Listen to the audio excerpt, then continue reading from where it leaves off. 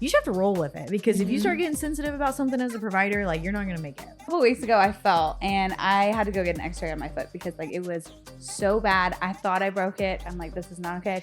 We were going to go to Weatherford and we were going to get out of Abilene, and I worked at a hospital in Weatherford, and it was terrible.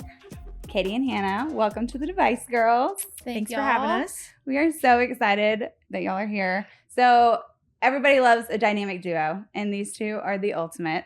So we all are from Abilene. Katie, Hannah, and I, we went to different high schools, graduated the same year. I don't want to say this out loud, but 11 years ago. Yeah, that's Like bad. we're old. It's really bad. And I have loved watching y'all just grow up as best friends, ride or dies through high school, college, careers, marriages, babies, and beautiful families. And building chicken coops and building houses. So Yeah. let's talk about it. Okay.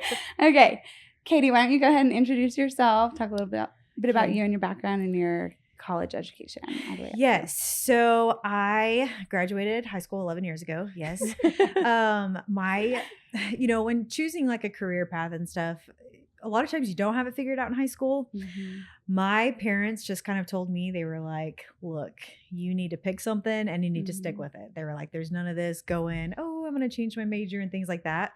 It's just my parents' personality. Mm-hmm. I'm glad that it was that way. I said, yeah, let's do nursing. I did a career day in high school, followed a nurse around, and I was like, I totally think I could do this. Yeah. Best decision ever, thankfully, because I know that doesn't always work out that way for people. But then I did some undergrad stuff at Cisco, and then I went to Texas Tech in Lubbock. Okay. And whenever I was applying for nursing school, you got to pick between Lubbock as your first location and then Abilene and Midland and Odessa. And of course, I wanted to pick Lubbock because Hannah and I lived together. We really had a great time. Were you all in sororities? She was. Okay. I was not. Okay. But we really just had, our social life was at its peak. Like, It's great. Yes. Sophomore year. Why would I want to leave Lubbock? And so I told my mom I wanted to pick Lubbock as my first choice. And my parents were like, no, we think that based on your social personality, it would be best if you chose Abilene, just because preparing for nursing school, they tell you, they're like, your study habits are going to change drastically. Like social life is not really a thing. You can't work, like any of that. So I ended up picking Abilene as my first choice, and it was actually like a God thing because we were the very first cohort in Abilene at the Texas Tech School of Nursing, and there was only 9 of us. So the one-on-one like care that we got from our professors and like all of that was just amazing. Ended up graduating from there after 4 brutal semesters. Got married. And I worked in cardiology in a step-down ICU for 3 years as an RN. Okay. And then during that time, I went back to grad school, and I ended up cutting back on work a lot, and I was only working about 2 shifts a month. Okay. And I finished grad school from Angelo State, which is where my husband actually went to college. Okay. And then I worked in family medicine, and now I'm in OBGYN. Do you love it? More than anything. Yeah. Oh my gosh. Like women's health is, it's it. Yeah. So when your parents made that decision, like, hey, or like pushed you that, hey, you got to pick something to stick with it. Why nursing? Well, like I said, I did that career day in high school, and I followed a nurse around, and I was like, okay, like I really like this. Like, I think that I could do this. And honestly, I wanted something where you have like a really diverse field. I definitely could not see myself sitting in an office all day, every day. I don't really like numbers and math and stuff like that. I was always more of a science person. I was like, oh man, I got to do something not like with money. My husband would even say now, he's like, yeah, no, you don't need to do anything with that. So I was like, maybe healthcare is the like position that I should be in. And so I did. And it's like been the most rewarding thing ever. So I love it. That's awesome. Okay, Hannah. Katie's was definitely more prepared for that question than I was, but our story definitely has like a lot of like similarities. So we like went to the same high school. We graduated 11 years ago, and then I went to Texas Tech, and I really wanted to be a dentist. That was like my first kind of goal, was to go through dental school and become a dentist. Well, I found out real quickly that OChem was not my thing, and so I could never get the grades to apply. And then I thought about PA school, and I was just kind of wasting time. So I ended up graduating with my bachelor's of nutrition, health, and wellness. Okay. Awesome. And then while I was finishing that, I was applying to nursing school, and I got in. I didn't get in the first time that I applied, so I was like really disappointed. I wanted to break up with my now husband because I thought I needed to like refocus my lifestyle. But he was like, no, we're going to be fine. You just reapply. So I ended up graduating, and then I applied, and I started like a month later to nursing school in Abilene at the Texas Tech Health Sciences Center. And then How big was your class? It was, I want to say like 35. Okay. It was small. So it was still really nice compared to like the Lubbock campus. And I also knew like Abilene is my home, all my family, and it would definitely get me out of like the scene of like temptations and going out and being with all your other friends. So that definitely helped. And then graduated in 2018 from nursing school, and Katie was actually on the step down cardiac unit. So she got me a job, but it wasn't my first nursing job. I decided, me and my fiance, Jeremy, my husband now, we were going to go to Weatherford, and we were going to get out of Abilene, and I worked at a hospital in Weatherford, and it was terrible. So I was like, this is not what I want to do. We came back, bought a house, and I started on C3, and then worked there for 3 or 4 years, got into school, moved houses, was in the middle of remodeling, became pregnant, found out we were pregnant, and I was still in school. So I was like working full time, going through school, and then had a newborn, had to finish clinicals. But I definitely had Katie to help me with like clinical rotations and like women's health and family while she was doing family. So now I'm in family practice, and it's been great. So I've been there for 2 years. Wow. Yeah. Love it. Yeah. Super mom over there. Just finishing clinical. I don't know what just else. having babies. I was like, give me the most stressful thing, God, and I will do it. And did it. Literally. So That's amazing. did Katie inspire you at all to go down the nursing route? Or Or what made you switch from dentistry to nursing? Yeah. Well, my mom is a PA, so I always knew I wanted to do like healthcare, but I was like trying to get into PA school or trying to get the grades to apply to PA school, and it was very competitive. And I had a degree already. I wanted to start working, start my life, so I was like, okay, I am going to go through nursing school and kind of end up the same endpoint, just a different route. So I think she definitely I saw how much she enjoyed it. And then I also just got to experience my own experience in nursing. And so we enjoy it. Yeah. We fed off each other on it for sure. Yeah.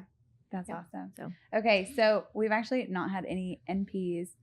So I'm super excited to deep dive into that. And kind of understand a little bit what that schooling looks like, and then what that allows you to do in your role now versus nursing. Yeah. So let's talk about it. Okay, OB side. Also, can you also get into what the difference between NP versus PA is too? Because I think some people don't. Yeah. I get asked that question, and it's really hard to answer it because I currently work alongside a nurse practitioner. I did in family medicine. And then whenever I started in OBGYN, I worked with a PA. The roles are very similar. The route to get to your end goal is very different. I feel like the PA's route was schooling is different versus nurse practitioners. You kind of go to nursing school, you graduate, you get a lot of hands-on experience being out in the field as an RN, and then you go back to school. The OBGYN side, so when I graduated nursing school, I guess, when I was getting a job after, I wanted to be somewhere where it was going to be very diverse and I would learn a lot of things.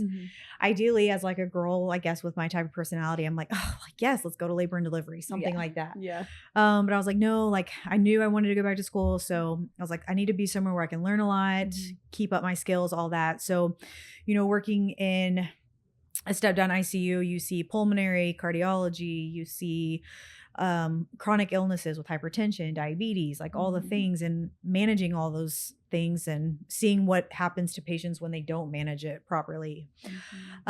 So I think that the biggest thing for me, going into OBGYN was, okay, I did family medicine for a year and a half as an NP. Now I feel like I've got a foundation and I feel like I can specialize. So that's kind of how I got into the OBGYN realm. I had a baby myself after being in family medicine for a year and a half, and I ended up staying home with her for a whole year, her whole first year of life. And I told my husband, I was like, I really like don't want to go back just yet unless an OBGYN calls me or a dermatologist. And lo and behold, my current position reached out, and so yeah, it's been the best thing ever. But as an NP there, we between a PA and an NP, it's really not different except for the rules, like on how, or I guess the process on how you get there. We see our own patients. I first assist in the OR with my supervising provider, who's also a surgeon. And then we can manage our patients. We prescribe medicine. We do in-office procedures, endometrial biopsies, IUDs, colposcopies. We do all of like pap smears, all of that. The schooling is the only thing I can really think of PA versus NP. One other thing is NPs, I feel like, do have a little bit more autonomy. And that kind of goes like with the turf wars, I guess, that like you kind of hear about. As an NP, you can actually practice at like a freestanding site by yourself. You still have to have a supervising provider. But you don't actually have to have the provider on site versus I think PAs they do. And that's the state of Texas. Some states, they actually allow nurse practitioners to practice completely independent, no supervising provider whatsoever. Texas though does require supervising. So I still would not want to do that, but no, I mean, and that's kind of like those turf wars you hear about. And actually I was telling her whenever we were kind of like talking about that, I was like, no, like I think that we should have a supervising provider just because, I mean, an MD and an NP, like there is a difference. And when patients call us Dr. Hannah or Dr. Katie, I'm like, oh, no, actually nurse practitioner. Thank you. There's a difference. So yeah, that's kind of just where I'm at with OBGYN life and all that. So, do you spend a lot of your time, like, are you clinic and then baby catching as well? Like, do you go do the delivery side? Great. That's a great point. No baby catching for me vaginal wise. We have the doctor that I work for, and then we also have a midwife. So the midwife and her do all the baby catching. Now, I do first assist with C-sections. So that it's kind of like a surgical first assist. And I also first assist in the OR as well. So Wednesdays are surgery days. We have a block and we are in surgery all day on Wednesdays. And then C-sections obviously as needed. And then the rest of the time I'm in clinic. So doing all the things with women. That's amazing. No baby catching for NPs. That is out of our scope of practice. Yeah. What about you, Hannah? What does the day-to-day look like in family practice and family medicine? I mean, we do Monday through Thursday, 8 to 5. And then Fridays we have half day, of course. But Tuesdays I have like my afternoon blocked off, and I will actually like go see patients in the hospital and around for my physician. So that's nice, getting like hospital still, but also in office, and just changes up like what I get to do too.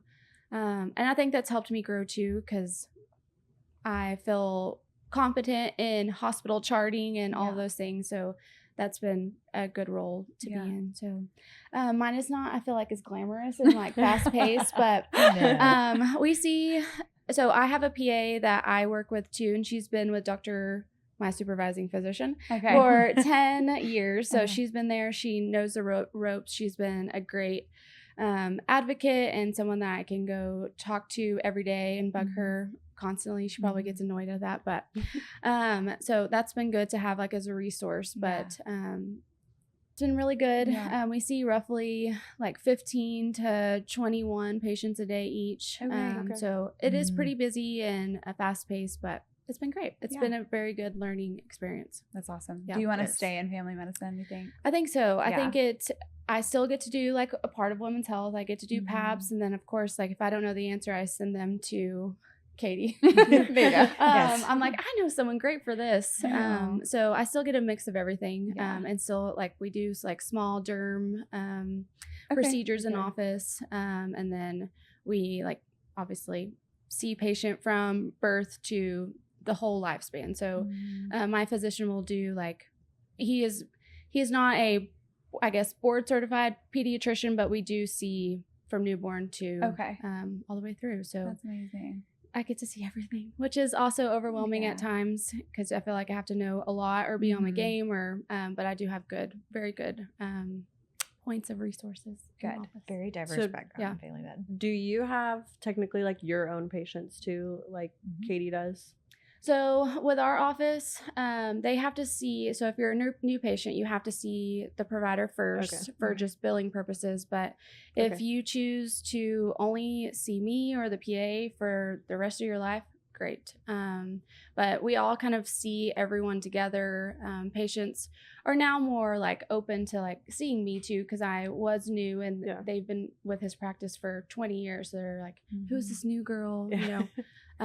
But now it's been really good that they can just call for an appointment and whoever's available can see them. So it's been really good. Yeah. That's amazing. That is like very different, like with our practice, because, you know, my supervising provider is very busy with a lot of like obstetric stuff, like the OB side.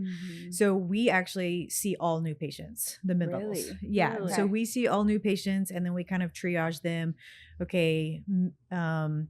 Supervising provider because of this complexity, or midwife for like this reason. Like me personally, I've had 2 children and thankfully they were very uneventful, very easy pregnancies. So I had our midwife, she delivered both of my babies. So yeah, that's awesome. But we see all new patients, triage them, and then send them to supervising. If it's like a surgical consult, we kind of decide, like we think this would be a great surgical option for you. Of course, we'll let her make that final decision.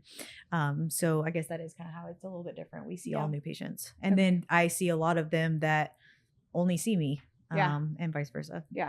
Do you feel like now you kind of have your established patients, like they like to come back and just strictly book with you, or is it just a kind of they book with anybody in the office? I mean, they're definitely, obviously if you can get to the provider, the MD first, they would love to see them a lot of the times, but he is also very booked out.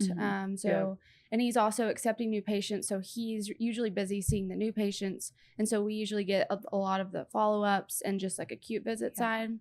But there is people that strictly have only seen the PA for the last 10 years. So it's been good. Or like if I see someone that they have seen for the last, 10 visits, I'll go to them and say, hey, can you kind of update me on this certain illness or their medical issues? So it's easy, and it's not easy. It's helpful that I'm not just coming in and I have no idea what's going on, because I can ask them, what did you do for them last week, and what were your thoughts on their care? So that's been amazing. Helpful. Okay. So in your training for NP, what did that look like for y'all? Madness. Craziness. Wait, how long do you have to go back to school for? 2 years. 2 years? It's a master's. So, well, it's 2 years, but 6 semesters. And then clinicals. And then clinicals. So, yeah, I mean, those 2 years are extremely busy. Jam-packed. My personal training as an NP, I worked PRN at the hospital. So I was married at this point. I worked 2 hospital shifts a month, which is like hardly anything. But the rest of the time I was in clinicals. So what was kind of hard about like clinicals was you have to find your own preceptors. So really? Like you have to like, so it kind of like pays to like know people, because absolutely, if you don't, like, good luck trying to get in with somebody, because a lot of people are already booked out. But I worked at the hospital PRN 2 shifts a month, and then during the week I would do clinicals. So you have like a pediatrics rotation, you have a geriatric, which can be like family medicine, you have a women's health rotation, a psych rotation. Oh gosh, it can be mixed into your family. The psych one? Yeah. Okay. I did mine at an actual like psych facility, but you can, I guess, mix it. Because like, you mean, all the things. Yeah. And then I think that's it as far as like the main. Anyway, so those were like the categories that like you have to do. And I did my pediatric rotation in Brownwood, women's health here in Abilene, psych here in Abilene, and I did my family, which was actually kind of nice. I did it here in Abilene, but I also did it in some rural communities, which was really kind of cool to see, because in the rural community, I did it in Stanford, and there was just a nurse practitioner out there at that time. And I mean, she did everything, and it was kind of overwhelming, because I was like, oh oh my gosh, like everybody comes to you for everything under the moon. And I'm like, okay, wait. I'm like, do I want to do this? You're just, wait, I'm going to school to be what you are? Because that's intimidating. Yeah. Because you seem like a doctor. Yeah, great learning. But, and that's where like NPs really I feel like have been a resource in the upcoming years is those like rural communities, because there's just not enough physicians to go around. So that's a perfect example out in Stanford. And so that was kind of what mine looked like as far as like clinical rotations and all that. And then mine was like Katie said, it's like about people sometimes. So I knew Katie very well and she was working. So I did some of my family hours with her actually. And then I did a lot of my hours with a wonderful nurse practitioner, Joanne Barton. She's on the South Side, and she was just, I was so thankful for her, still very thankful, talked to her a lot of the time. And so she was definitely a good, I guess, role model too, of like seeing your patients and really caring for them and seeing how much they loved her. And then I did my women's health with Katie too after she moved. So I got to also see like the OR side and C-sections, and that was awesome. And then I did like an ortho rotation in San Angelo. That was just for a few weeks. Wait, I'm curious. What did you think about ortho? I appreciate what they do. I felt like in office, I just saw a lot of injections, like joint injections. So I don't know. They love their job and that was their passion. And I found out that wasn't mine, but it was good to see a lot of joint injections. So I used to work I guess that's what I did. I used to work at an ortho office, and that's a lot of what I would see too. But they were quick appointments. It was like, where do you want it this week? Yeah. Okay. I feel like ortho is just like so.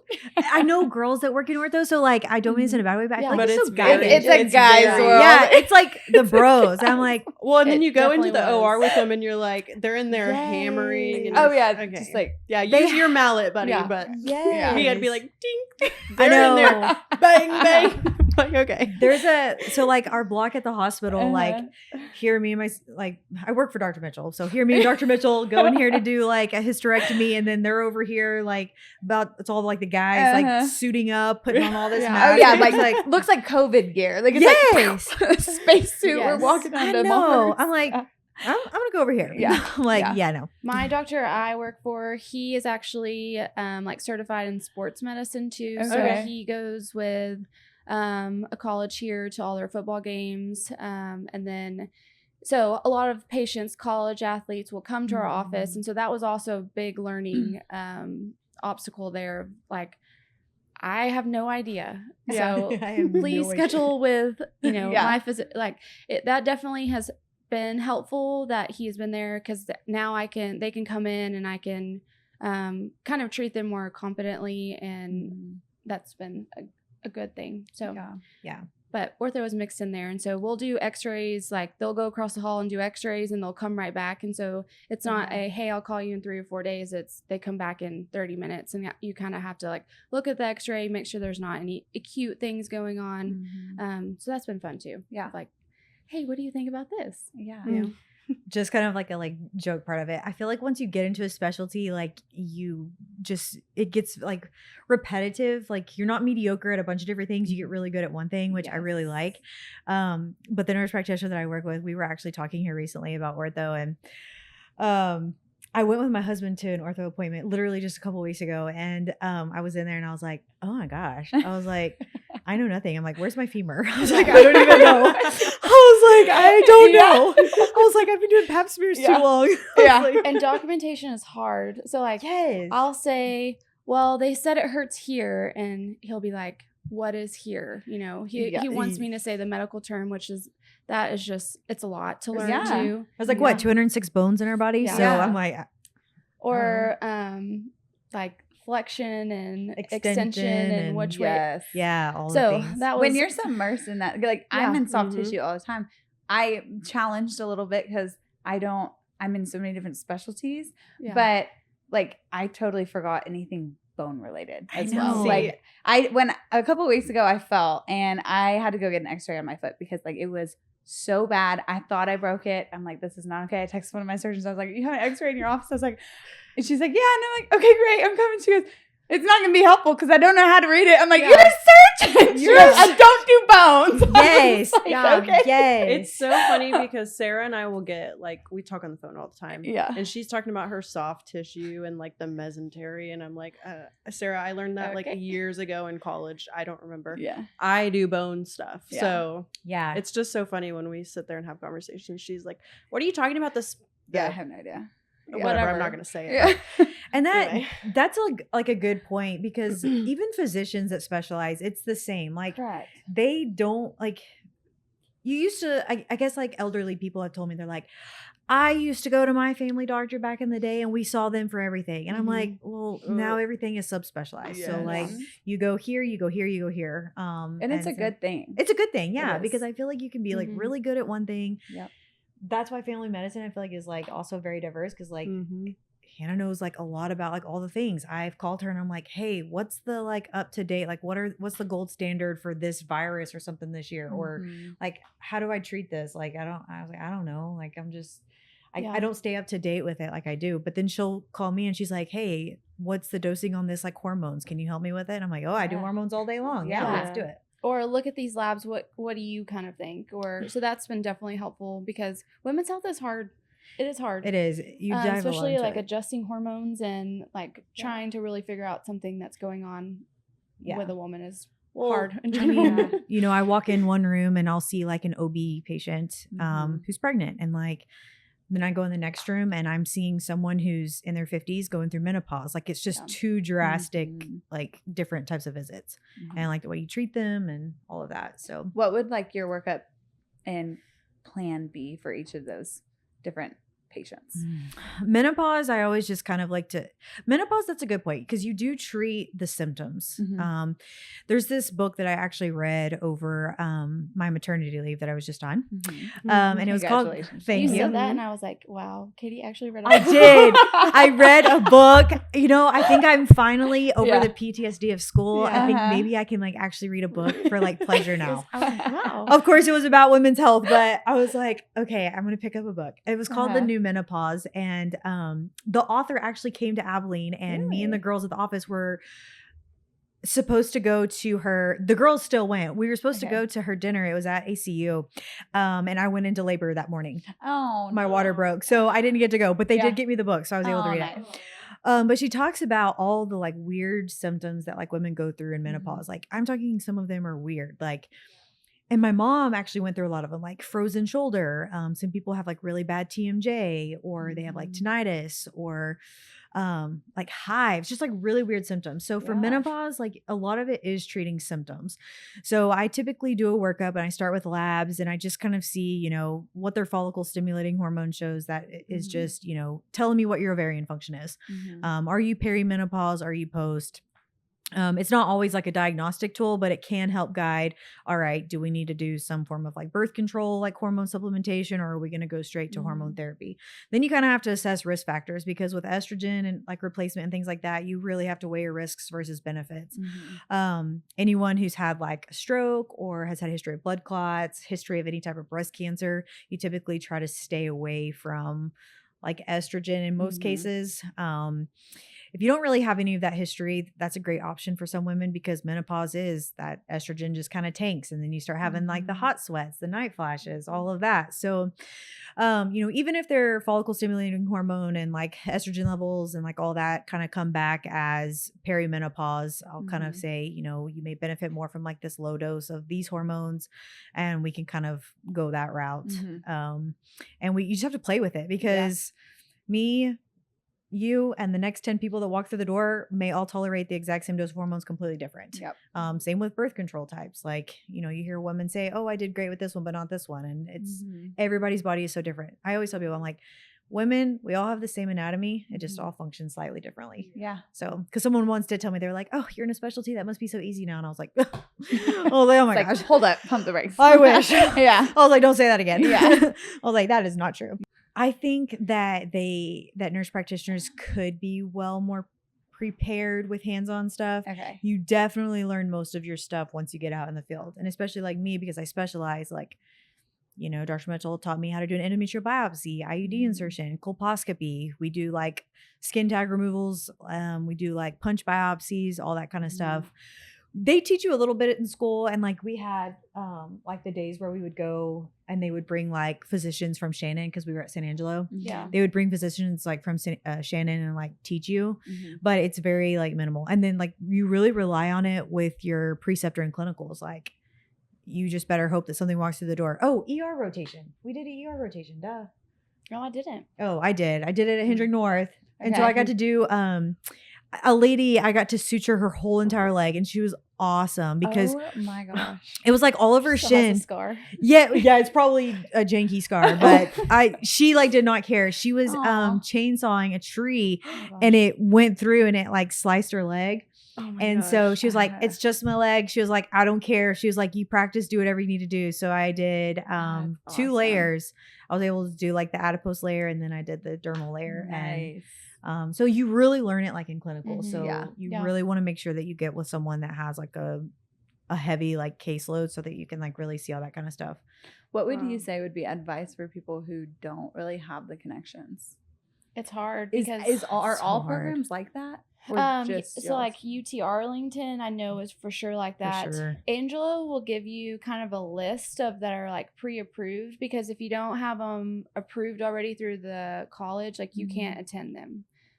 So you could have a preceptor, but them not be approved because they don't have like the right patient load or and you have to have like a site agreement, I think, for like legality purposes, like being there because of like HIPAA regulations and like all that kind of stuff. So Angela did make it a little easier in that aspect. Like a lot, like your pediatric rotation was a huge chunk of clinicals, and I know now like the place that I did clinicals at, they no longer accept preceptors, and so there's only really like 2 other places, and they weren't accepting students. So like it's really hard. I literally pediatric.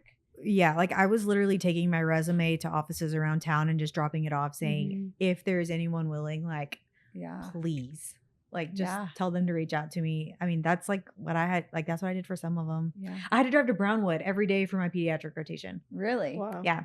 And now I know, like, at Hendrick, I think that at least they did a couple years ago, they had like a site agreement or like an agreement with like the PA program at Hardin Simmons. So those students take priority over those trying to come in from like another school. Yeah. So that like kind of made it hard too. Wow. So yeah. That was probably the most stressful part of school, was like getting your clinicals established. Really? It was so hard. Yeah. And how much time do you have to get that figured out? You start working on it like when you get into school. You do, but like our program was 6 semesters, and like the first 2 is just book work straight through. Then the 3rd semester I think is maybe like 40 hours for the whole semester, which is like 5 like 8-hour days. And so that's not bad. But then once you like hit those last like 3 semesters, it's like clinicals like all the time plus book work.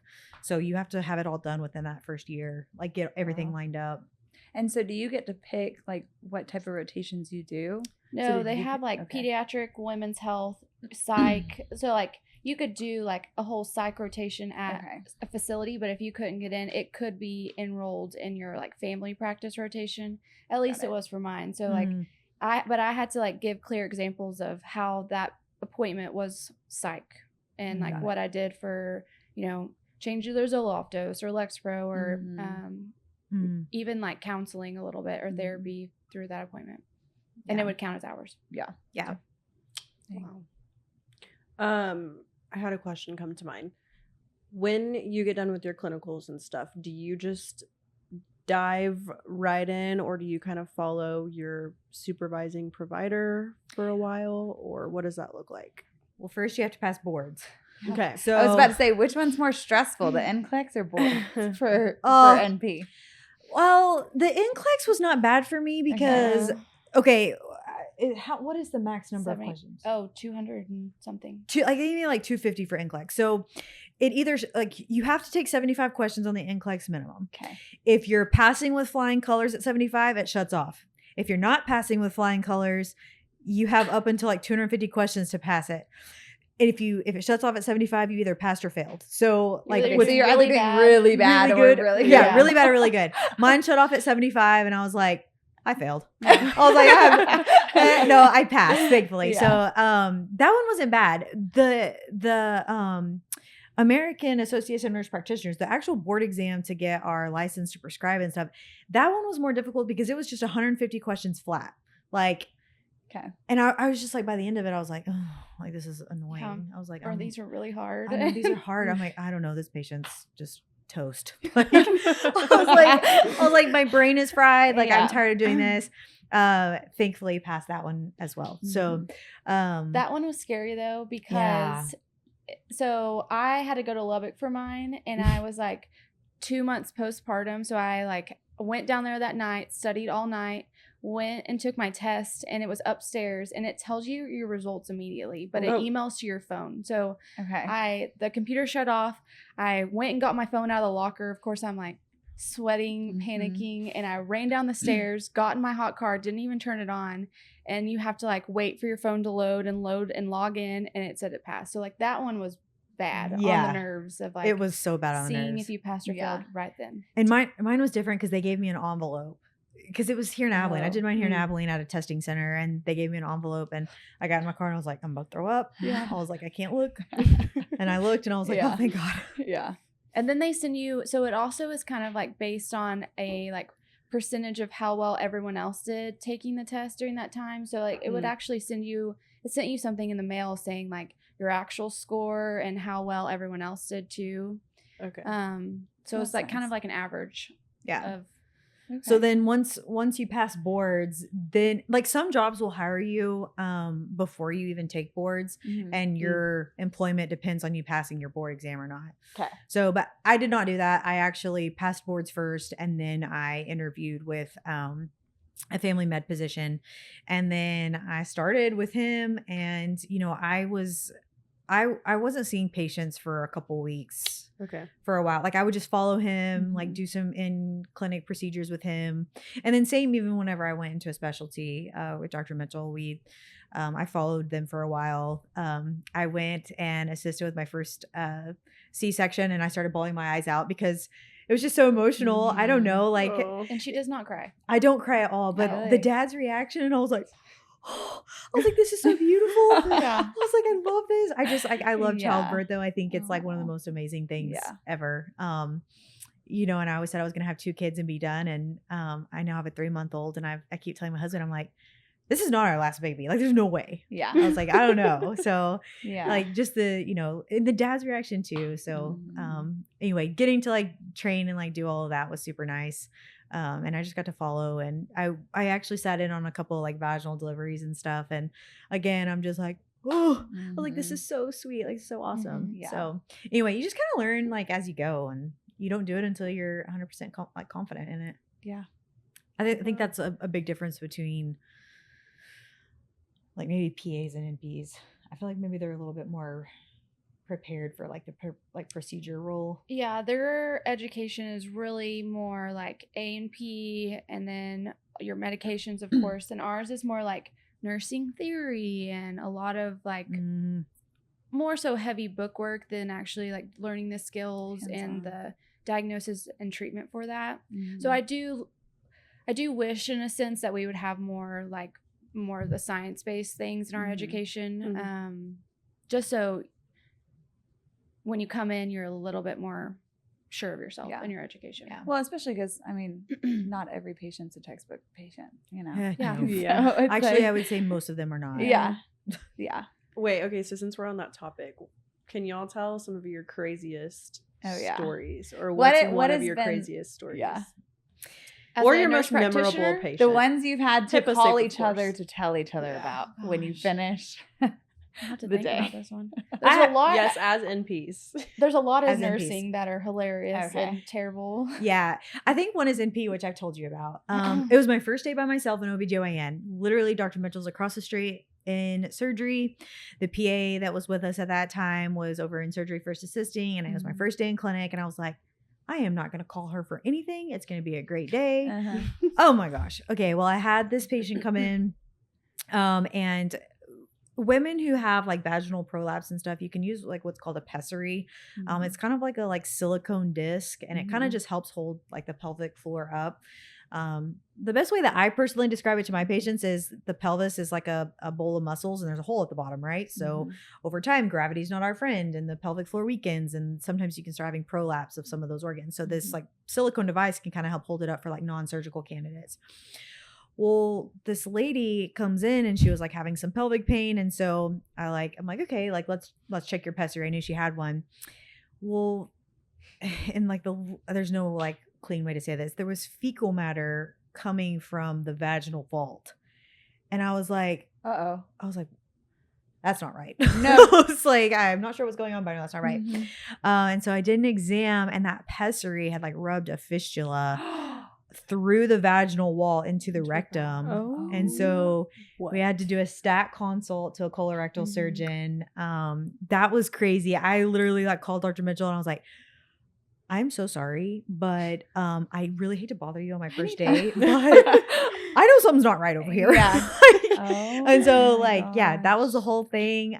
That's like one of my crazy stories. It was my first day by myself in OBGYN. I was like, what in the world? Never seen anything like it since. Wow. So that was a pretty wild that's insane. I was like, wow. Okay. Yeah. Hit the ground running. Yeah. So First day. I don't really have a story yet. Yeah. I mean, I see a lot of different things, and like we're right across the street from the hospital, so we always like if it's anything crazy, we say like go over there. We'll be because when you get admitted to the hospital, our practice, he will actually instead of seeing a hospitalist, like you will get our doctor. Page. Okay. So he knows your history, he knows your medication, so it does help like continuity of care. You're not getting a random hospitalist that doesn't know who you are and what medicine you're on. So that helps. But I don't really have a crazy story that I can think of offhand. Which is actually nice. Yeah. We've seen a lot of, I mean, I see a lot of sad things, but not anything like crazy like nursing. Nursing is just another bedside world. Nursing is its own world. Patients will literally say, can you please reinsert my hemorrhoids? And you're just like, sure, what? I would love to. What? I would love to do this. Like, yes. I'm sorry, what? No, wow. Yeah, no. Yeah. I don't know. Let me insert my hemorrhoids. Just press like them in, please. Some of the things that people do, I'm like, what planet are you from? Yeah. Like, it's so funny. But no, I mean, that's the joy about like our job. Like it is definitely different day to day. You encounter all sorts of things and walks of life. Yeah. Lots of life. Like really like what like so, like people have asked like what's something that's like what do you do on a tough day? I'm like, you just have to roll with it because if you start getting sensitive about something as a provider, like you're not gonna make it. Like if it's tough, like you're doing your job right. So you just roll with it. It's also important to have like a good supervising physician that you can come to with all of your questions, no matter if you think they're dumb or if they think they're difficult and they don't know the answer. So it's really important to have someone that will let you sit in their office and talk to them about any questions, any labs, any imaging, and they don't ever make you feel dumb or stupid. No, absolutely not. I mean, because I think that incorporating NPs, like they're a help to the MDs. It's like our practice, I would say we see probably between the four of us, like 100 patients a day, literally. Wow. And so, one person can't do that alone. No. You're able to reach like more of the population in a more timely manner. If you call to get in with the MD, like you're looking at about 4 to 6 month waiting period. You call to get in with an NP, 1 to 2 months. Like, we try to leave some spots on our schedule for like acute visits, so that, if someone is sick or something like that, I'm like, just put them on my schedule. Like I'll see them like at the end of the day or something.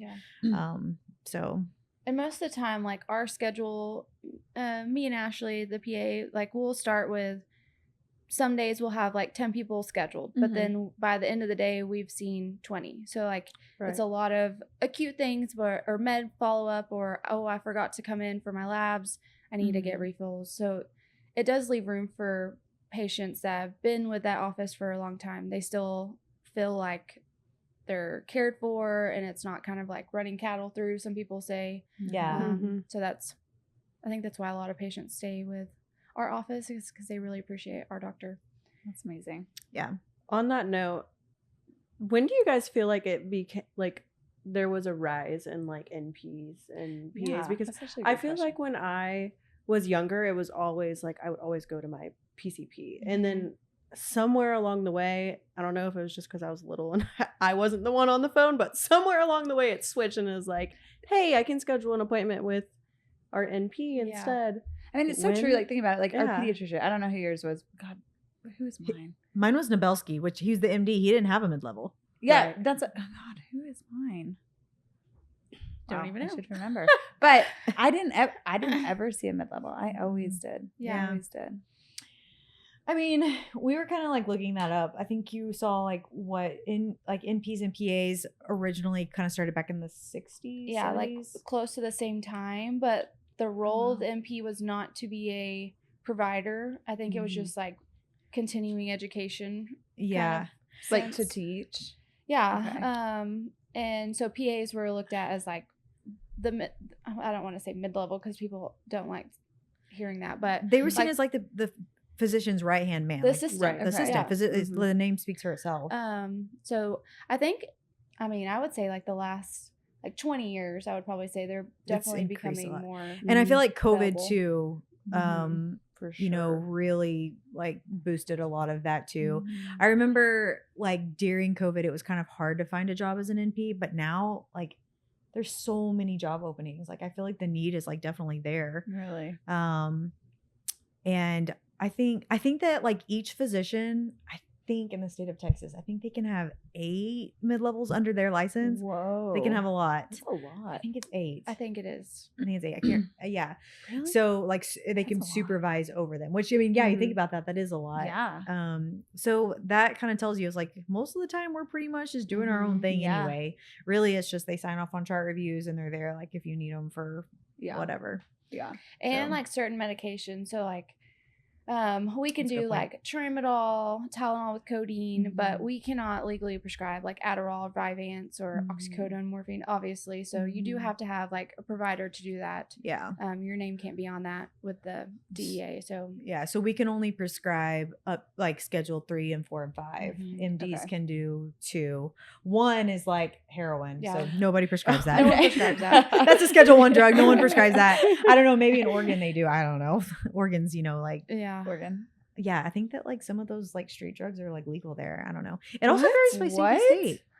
Not to like prescribe, but like some for like cancer patients or like not heroin necessarily, but like schedule 1. Yeah. Like fentanyl. Yeah. Well, no, that's probably schedule 2. Oh, really? Fentanyl's probably schedule 2. Interesting. yeah, because you can do like fentanyl patches, pain management can do those. That's regular. All that's schedule 2. So Did y'all have epidurals? heck Yeah, yes. me too. Absolutely. I died.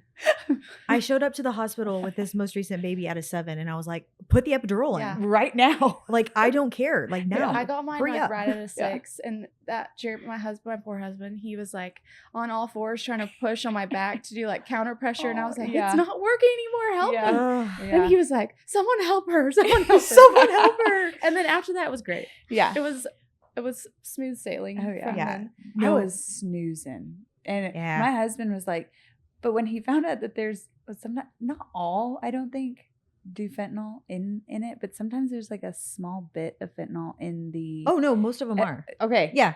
And my husband was like, "Excuse me, what?" And I was like, "Ooh, I was snoozing." Yeah. He's like, Yeah. "You're not gonna be able to take care of this baby." Yeah. This No. happening. I was Feeling great, though. good. Yeah. Feeling great. No, this most recent like pregnancy, my water broke at 1 a.m. and I like woke my husband up because I had told him. I woke him up and I was like having like contractions, but I was like, no, I've got this book dinner tomorrow night. I was like, no, I'm not having this baby yet because it was still 2 weeks early. Okay. And I was like, nope. I was like, I'm gonna go take a hot bath and try to like get some of these contractions to settle down. Yeah. And so I had the bath like water running, and I was like, oh, and I was just like standing there, and my water breaks.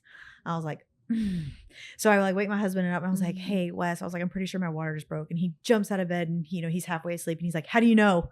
And I was like, well, the water running down my legs is like a really good indicator that my water just broke. This So just happened. I got to the hospital when I was a 7 and they were like, you know, do you want an epidural? And I was like, yes. And of course I was delivering at Hendrick South and there wasn't a anesthesiologist there. He was on call, but he wasn't there. And I was like, call him. So they call him and he comes in, his hair is like all cattywampus and his voice, like you can like tell he just like woke up and I was like, hey, can you drink an Alani or something before you put that needle in my back? Like, I just really want you to be on your A game. Like, I know you just woke up, but oh my gosh. I definitely had the epidural. Yeah. Would do it 10 times over. Cattywampus. It's so crazy how like different the dynamics are between like Abilene or being in like DFW, which I didn't grow up directly in Dallas. I grew up in Rockwell, so like a more rural side. So like, yeah, some of what you guys are talking about is similar to how I grew up, but now I'm so far out of that it's just interesting. Like no anesthesia there. What? Yeah. For an epidural. That's just like the small town thing. Yeah. It's just they're like 100%. Yeah, it's on call, which I think like I know for us, like when we're on call, we have to be there within 30 minutes. So like, 30 minutes is really not that long unless you're having contractions, then it's a long time. But I think, and I don't know about the north side. I don't know if they have someone in-house all the time. Well, since they're going to level 2, they now have to keep a team in-house and then have a team. I believe it's not even 30 minutes out now. I think it's 15 minutes 15. out. Oh, wow. Yeah. See, because you have to have backup available really quickly, potentially. Yeah. Nice. Oh, yeah. And that's too like same hospital, like as far as ownership, but just, one smaller than the other. And so, yeah, well, they're slowly evolving over here. We are. I see it. Yeah, we're growing. We're growing slowly. What you said about like, what is like one thing you could tell someone who's thinking about going to NP school, like, confidence and stuff.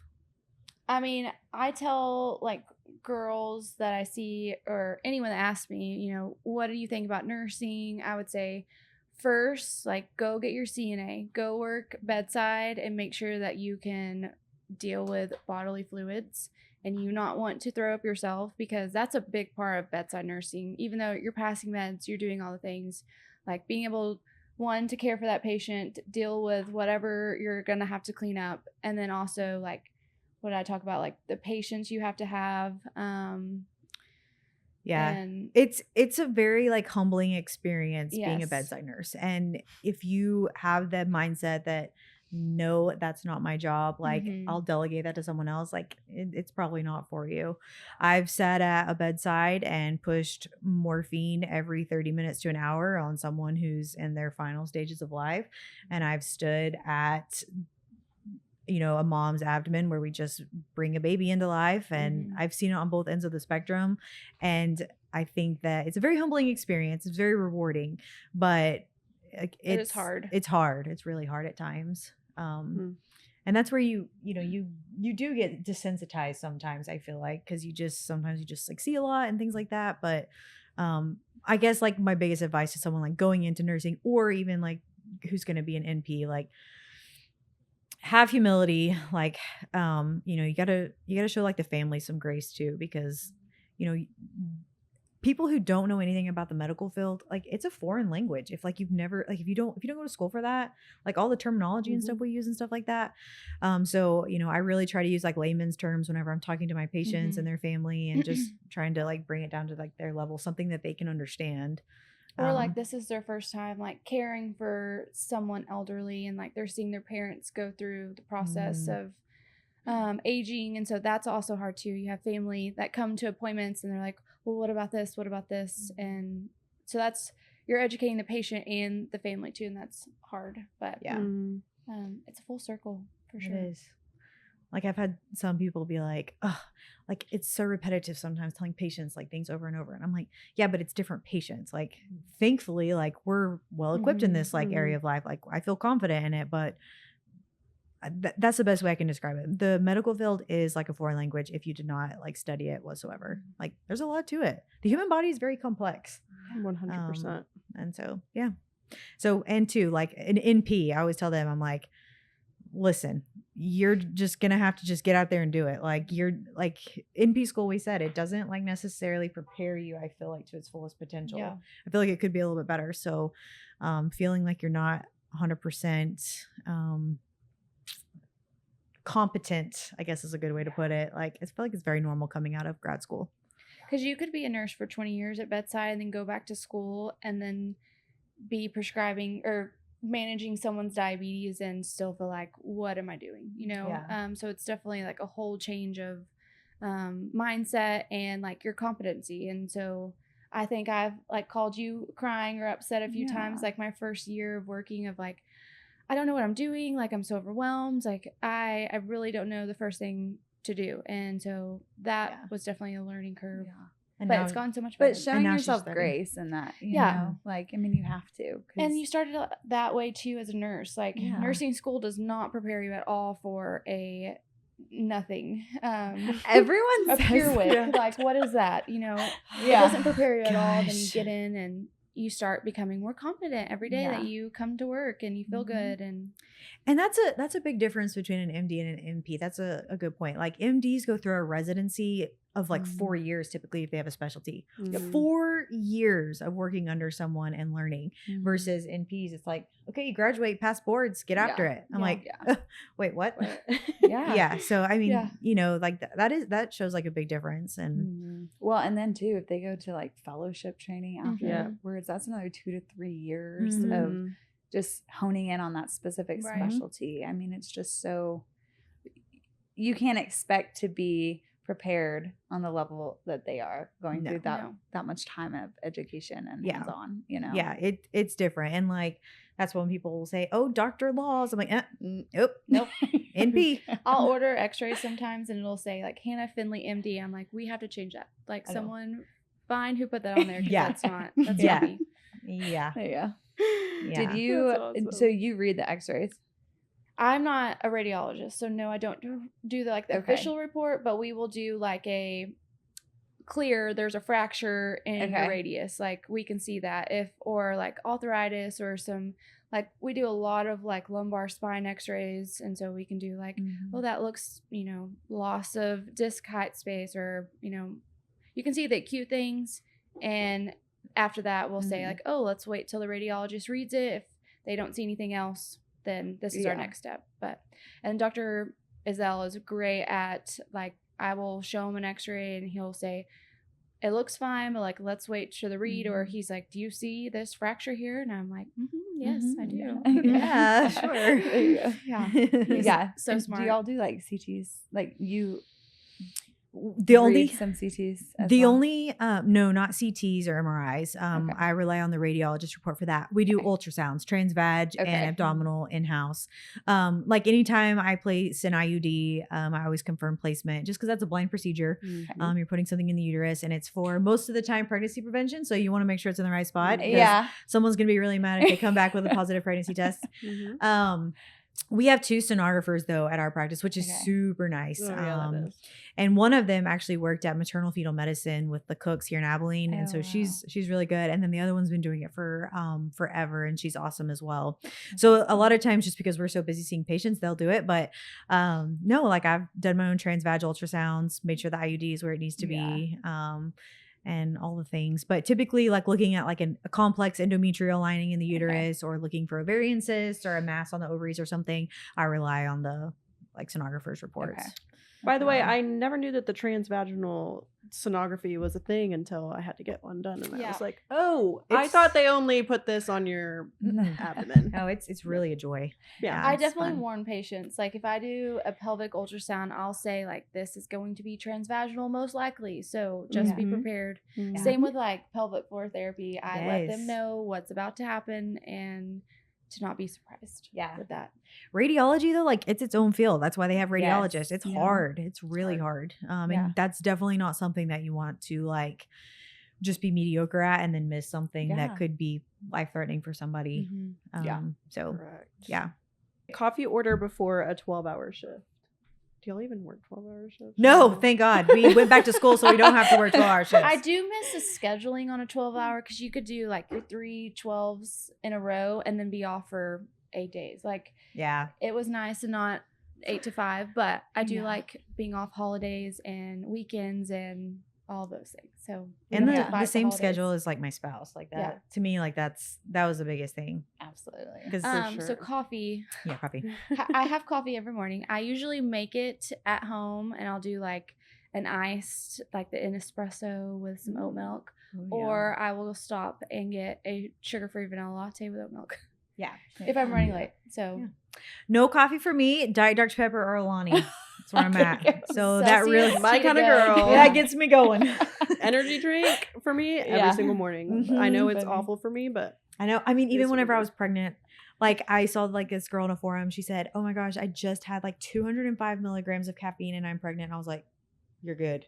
Yeah. I was like, I drink an Alani every day and it's 200 milligrams. Yeah. My baby loves it. I usually go to Tea-to-Go on my lunch break every day. And that is like, it gives you the warm tingly that like pre-workout gives you. Oh, yeah. So like my afternoon patients get this like super energized bunny in the afternoon. Those are the best. That's awesome. Yeah. I love it. Okay. Most underrated skill for a good NP. Oh, we were talking about this We were too. talking about that one. The ability to control your facial movement or facial expressions. Okay. Yeah. So like the things that you hear, the things that you say, you can't act stunned. Like you have to just be like, yes. Instead of what you really want is like to laugh or yeah to walk out of the room and not say another word. Yeah. Gotta be an awful NP then. Anyway. Well, and like too, like the biggest thing right now is people are like, okay, so I saw on TikTok and I'm like, stop right there. Just stop right there. TikTok is not a reliable source and I will not hear it. I'm just kidding. Yeah. I do hear it and then I'm just like, no, you just kind of have to like bring it back down. So yeah, that's kind of, and time management too. Like I feel like after working bedside, I feel like your bedside manner just as a provider in general is also like a little bit more compassionate and not, I mean, because there are some great doctors, but you know, you hear some people, they're upset because like, oh, they had terrible bedside manner. I think nursing prepares you well for that. And so I feel like I spend a little bit more time with my patients than most. Yeah. And then I get out and I have like 3 people waiting and I'm like, okay, I got to catch back up. So I think that just like managing your time throughout the day, because you never know what it's going to throw at you. Like they're here for a simple annual and then I go in there and they have this mass on the vulva that they're like, hey, can you biopsy that for me? It's been here for 5 years. It's been here for 5 years. I'm a smoker and all the things and they're at risk for everything. And I'm like, okay, well, let's, you know, and then you should have to like changes your whole day. Adapt. Yeah. So I think that those are just like super like, just like basic skills. I had a patient this week actually like tell me, I always sit down with them and like talk to them and make like their like, even though it could be a lengthy appointment, like making sure they're feeling listened to and like cared for. And they actually said when we walked out, they were like, I've never had a provider not ever try to gaslight me like you do. Like she was just like, I feel like I've gone to other providers that they just make me feel like, oh, that's your problem. You know, they don't care to try to fix it or give, you know, explanations or I don't know. So I think that's something that I like to do is like listen to everything. I might not have answers to everything, but we'll figure it out. Yeah. You'll find it. Yeah. Makes them feel important, special, and that they're actually getting treated. Yeah. And then I had to go Google what gaslighting was. So okay. I was like, so she was they were telling me this and I was like, oh, thank you so much. And so I like went to my computer after and I was like, what does the term gaslighting mean? And she explained it to me. Or Hannah's leaving that conversation like, I hope that was a compliment. It was the way that they were saying it. You knew like it was a good I did something right. Yeah. And then I felt better after I read what it was. Yeah. I was like, wow, great. Good. I'm glad I did this. Oh my God. My Google searches sometimes are just like off the walls. Yeah. They're bad. Oh my gosh. Yeah. Well, I'm sure with some of the things patients bring in and then some of the self-diagnoses that they decide to do themselves on Google and TikTok and all these other things that or like with my line of work, there's like, I guess I'm just very naive to some of like the things that people do in their extracurricular activities. And like they would ask me about like a certain object and I was like, I don't know what that is. You're going to have to enlighten me because I'm not quite sure what you're talking about. That real quick. So yeah. Oh, patience. These, goodness. So. Yeah. Yeah. I'm sure you have some great stories. Yeah. I'm like, wait, what is that? And then they just look at me like, you should know. And I'm like, no, I shouldn't. Oh, no, I actually don't. I actually don't know what that is. Colorectal is one of those where you're like, oh, okay. Oh, what? Just because of some of the things that you see in colorectal. Oh, yeah. Like that, you know, patients just. Oh, I've heard some stories about. Interesting. Okay. About urology too. Yeah. Yeah. The human body, it's interesting. Like, you know, that doesn't mean that things should all things should go where there are holes. Yeah. Like, you know, like just leave it alone. Some is an exit only. Correct. Yes, exactly. That's all I'm going to say. Yes.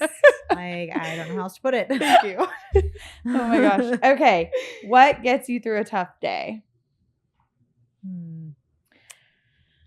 You were talking about Just Dr. get Mitchell's through it. vibe earlier. Our office is very much that way. My coworkers are awesome.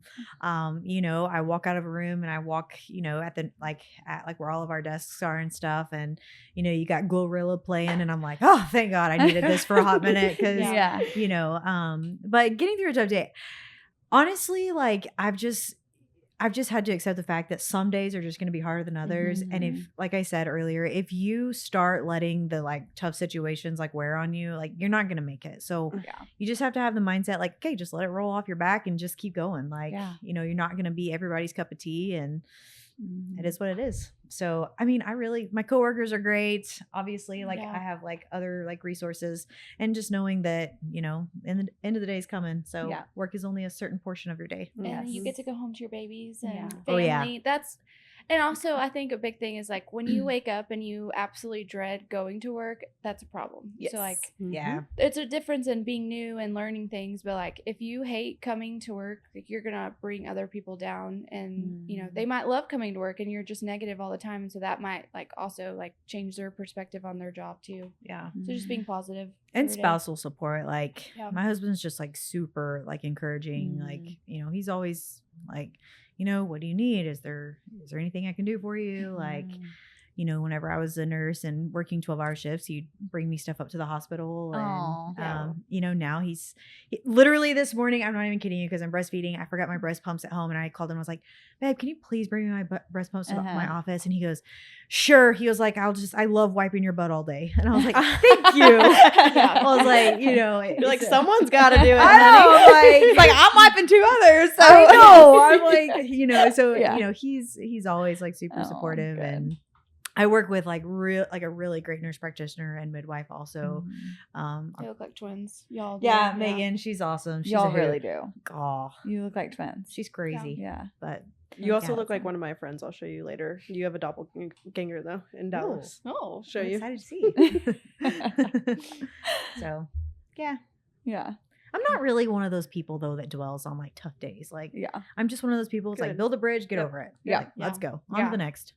I'm more so if it's that bad of a day, it's usually something like it was something I did or something like I'm really hard on myself. So if it was like a wrong medication and that's the same with nursing or like you lose a patient it's because you're hard on yourself and you hate seeing others hurt or not doing the right thing. Yeah. So work is work. Their patients are going to be there.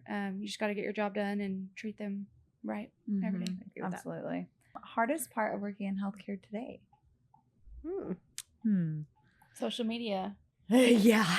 Or the expectations that some patients have on like, well, what do you mean you don't know what this is? Or why don't we have the answer to this test? Or that's hard too. And I think that like, just because someone sees MD behind someone's name, they're like, they know, they're the all knowing, but really you'd be surprised at how many MDs are on Up to Date and looking at like Hippocrates and like resources and things like that. Now I feel like my supervising provider, Dr. Mitchell, I do feel like she is the all knowing in a way. I go to her with like other things, like all the things sometimes, and the way that she answers, I'm just like, okay. Yep. Yeah. I know nothing. I'm just kidding.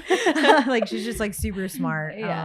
But I mean, I think that patients don't give some NPs like in healthcare like the credit, because there's actually some nurse practitioners that have been doing this for a really long time, and to me, they're more capable than some of the physicians that I've worked with, especially like physicians coming straight out of residency or something.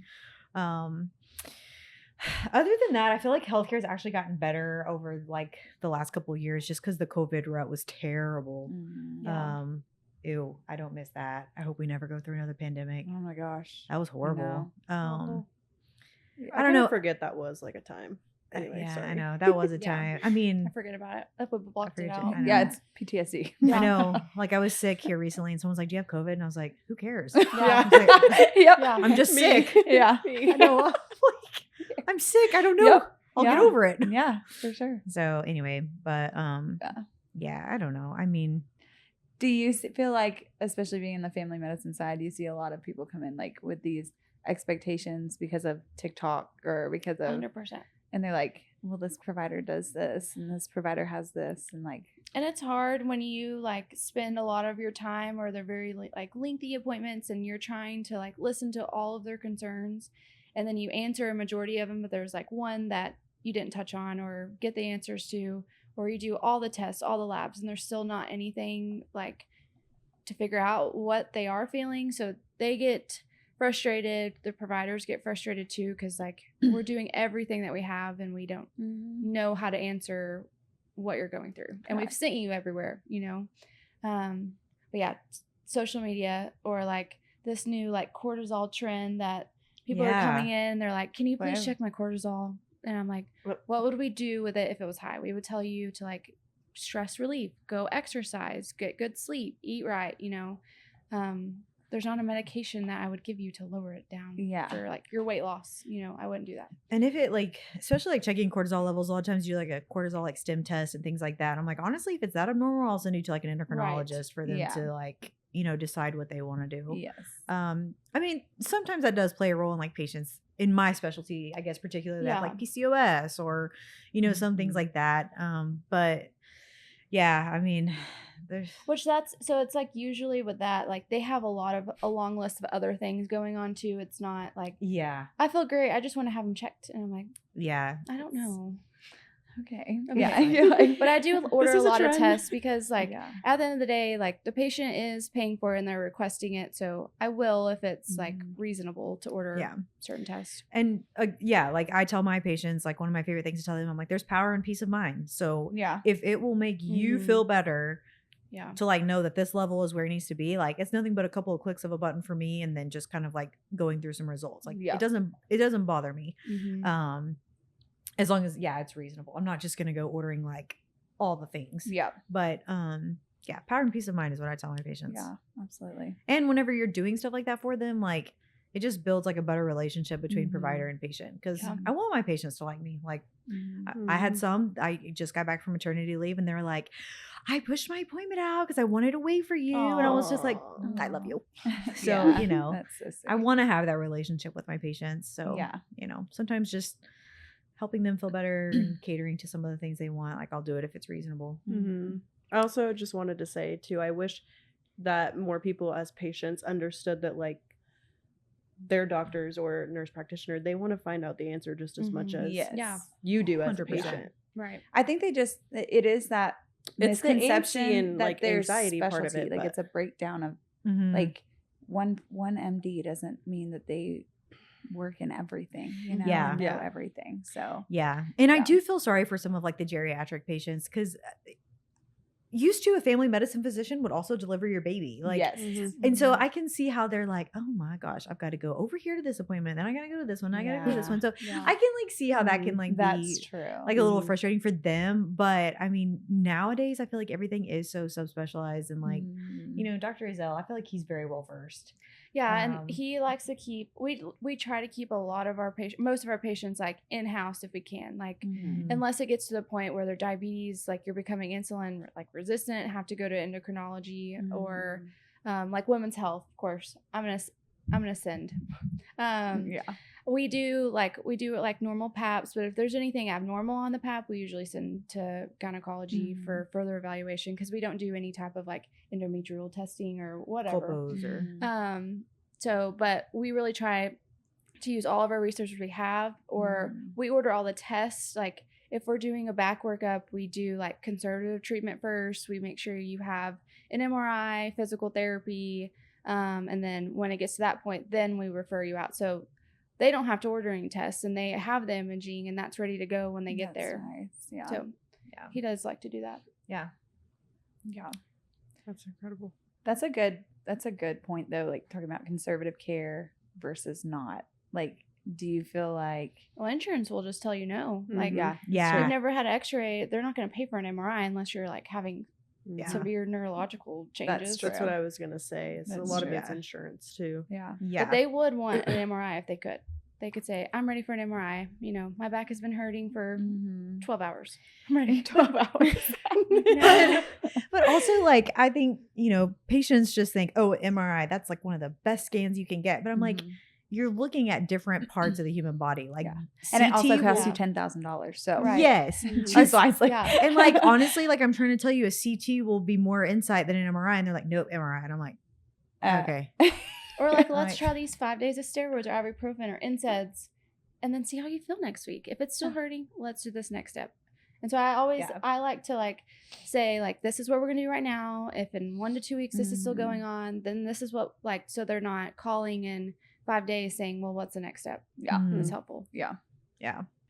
Well, Katie and Hannah, thank you guys so much for coming on and talking about your profession. It's been awesome getting to know you guys. I know Sarah knew you guys a little bit before, but y'all are super fun. Sound like you're great at your jobs, and thank you for all you do in the healthcare industry. Well, thank you all for inviting us. Absolutely. We've enjoyed it. We were very nervous.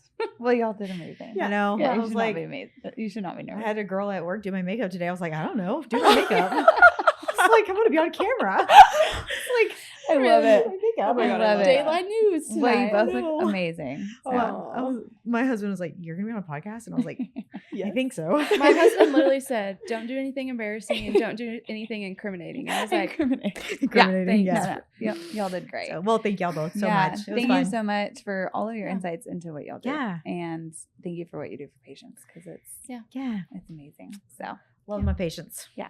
All right. Y'all too. Right. Thank you. Thank you. I appreciate that. So tune in next time, guys.